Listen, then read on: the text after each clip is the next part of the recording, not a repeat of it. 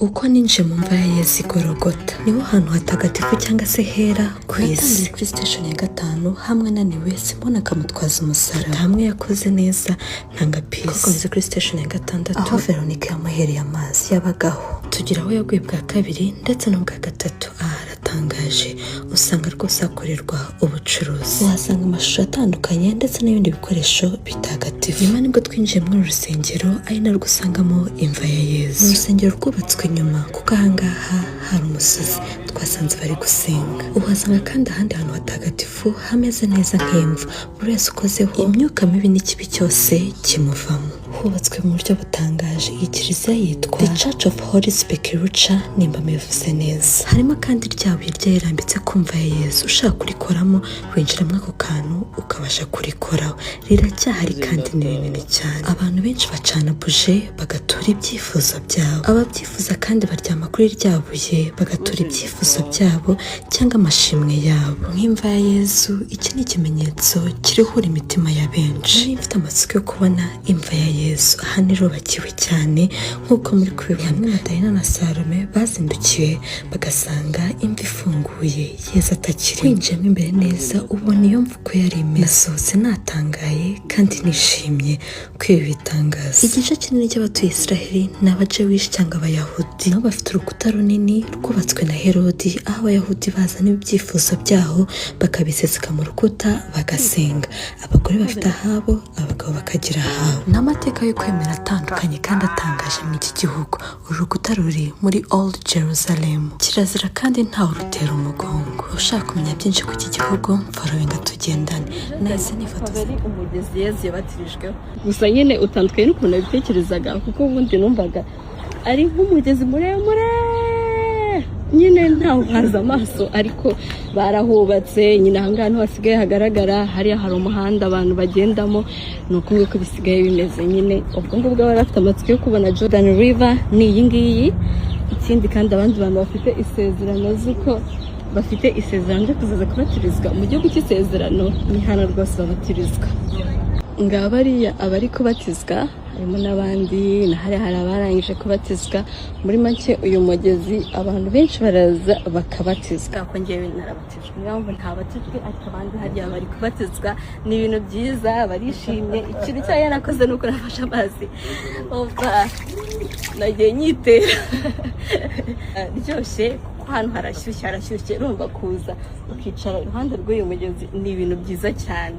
Umugezi urimo kandi amafi, nk'uko mubibona hari kugenda haza nk'uduti dutoya twimanukira uko ngenda ntera amazi. Nuko kandi umugezi usa icyatsi, nimba ari ibiti bihegereye bisa icyatsi simbizi, gusa niko ubona ugeze muri uyu mujyi wa Yerusalemu. Ni izi nyubako zose zisa gutya, nta n'imwe isize amarangi, ni kuno zimeze pe, ngiye byantunguye. Ikindi ni uko ngo haba abaheburayo, ni ku cyumweru nari twabaza ngo kuki mutagiye gusenga, barambwira ngo katsure ku kazuba barambwira ngo nabwo buruhuka, ubundi ku cyumweru ho bagakora bisanzwe. Nuko nguko bimeze. Ubu ni amasaha yo kurya, ngiye gushaka ibyo kurya. Ikintu ndi bwibarendeho cyane ni ikintu bita imizabibu. Urabizi ikintu imizabibu yakoze nk'uyu mujyi cyangwa se muri iki gihugu.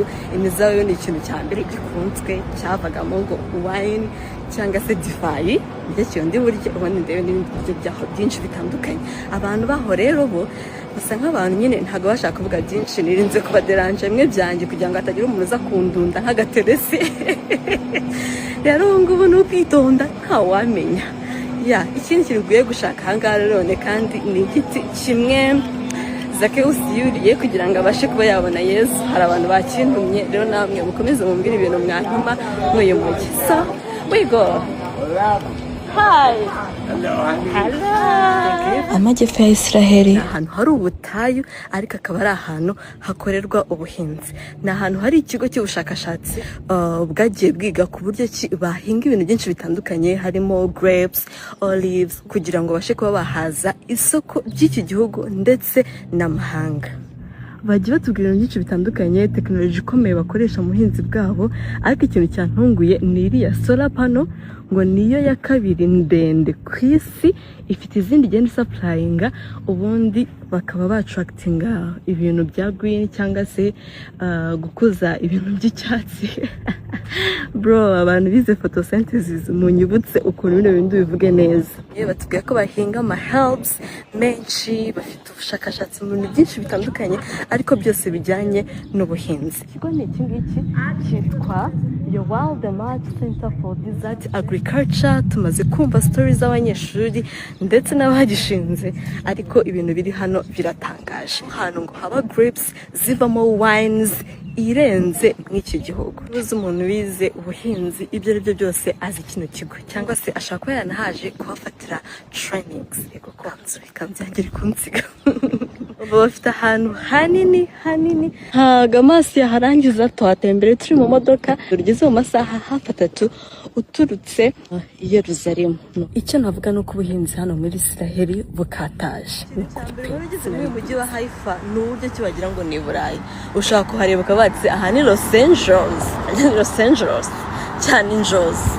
Noneho ndi kubona ngo iyi bore yo hejuru ngo ni Temple, Bahai Temple. Mundebere ni heza, no view yaho ya nijoro nayirebye numva najya kuhiturira. Hagiye hubatse neza, gihe cyantunguye mw'uyu mujyi. Hari clean hasa neza, nta nakanda akaba ari nkuru wabona. Ubu usanga nyine nta bantu benshi bari kugenda, ni bagenda mu modoka, ni bagenda bitonze no mu modoka, bari turagenda saa 4 abandi baragenda saa 5. Muri make ibonye umuntu ugendagenda aba ari tombo. Ubu ntomboye uyu musaza, aya mashopu ntarafungura kandi ubu bibaze kuba hafi saa 3. Ikindi gitunguranye n'ukuntu hari green, mba harubatse, ubona ibiti hano ho rwose, igitura kibona ukavuga ngo iki ni igiti. Ikindi nabashiye kuhabona hano tuzi twabo twegeranye, twubatse mu buryo nyine bwivurunguyemo gakeya. Ahantu rwose hanunguye, nari ndibatse ahangaha ni kwa Kalifa, ko hitwa Haifa. Expecting kuza kubona nyine abantu ba Haifa umva barebare cyangwa inyubako ndende, gusa nyine nuko nguko hameze. Umva hari na bisi, bisi ndayibonye, niyo bisi ya mbere mbonye kuva nagira muri iki gihugu. Hepfo ho hari inyanja ya Mediterania. Umva reba ari bwiza, reba kameze ngende ndebe ko nabona inzu Yesu yabagamo, ndebe n'umuntu usigaye ayibamo. Twakomeje kugenda.